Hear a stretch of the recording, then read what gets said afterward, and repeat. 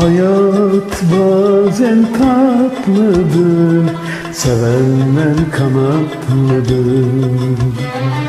Hayat bazen tatlıdır, sevenler kanatlıdır.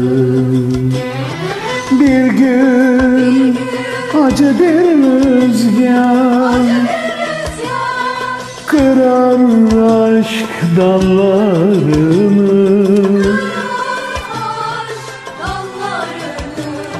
Bazen bir nefes söyler sevda masallarını, sevda masallarını. Hayat bazen tatlıdır, sevenler kanatlıdır. Hayat bazen tatlıdır, sevenler kanatlıdır.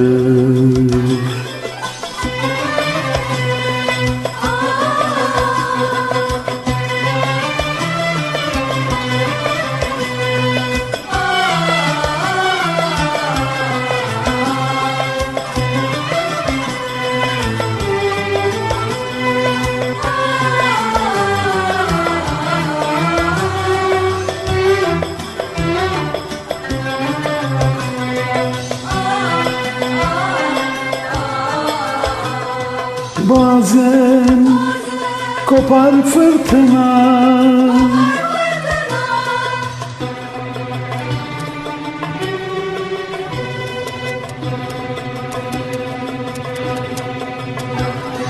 gönüllerde ızdırap.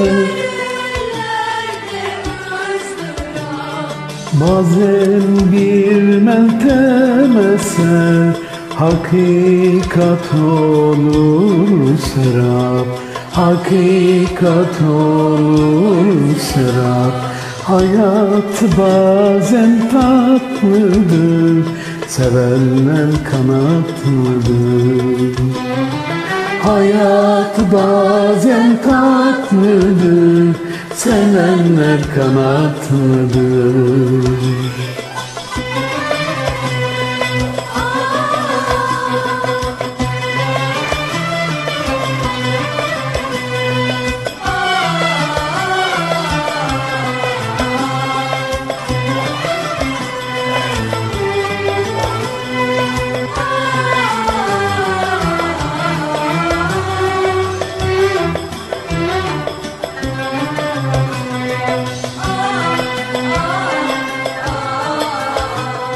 Bir gün yeni bir rüya ürpertir gönülleri.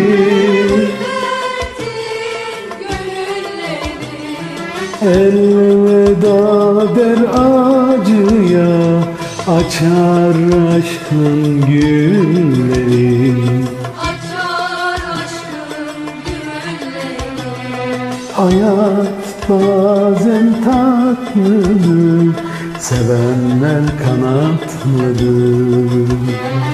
Hayat bazen tatlıdır, sevenler kanatlıdır. Hayat bazen tatlıdır, sevenler kanatlıdır.